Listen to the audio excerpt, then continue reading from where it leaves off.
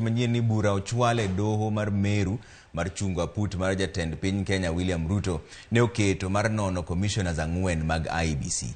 Bura no mabende ochwal gi okil Kiogora Mugambi e lo jodak adek kwayo doho mondo chunga aput manyocha Ruto ochuogo mondo tim nonro ne komishonas go. Komishonas 4 go kokalo kuom okil magi to kata kamano okwayo doho no ni kik nywandgi e bura no nimar nitiere bura machielo maket kod mano mochwale doho ma Nairobi kaendi. Jang'ad bura ma Meru Edward Muridhi okwayo okil mochung'ne Attorney General mondo chiw duoko mare chieng' tich abich kendo okil mochwalo bura no kelo duoko mare bende tich ariyo juma manyien ma bende ibiro winjie bura no.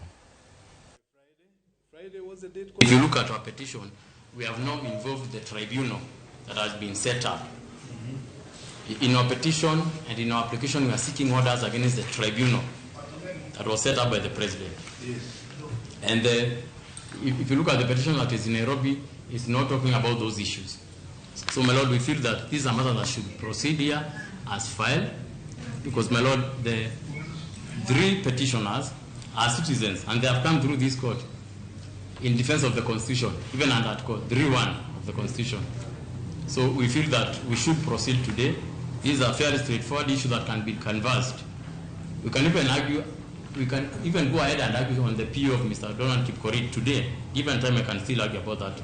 On the basis of the urgency shown, I will allow the parties who wish to file motions. I think that was the Attorney General and Mr. Sore, is it? The Attorney General and the National Assembly who wish to file. I will want 2 days, meaning today, end of today, tomorrow, court cut. By Friday, we have everybody's motion in.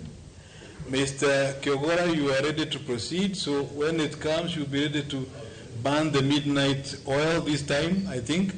And then by Tuesday, because that's the next working day, the 13th, we hear the motions that will have been filed.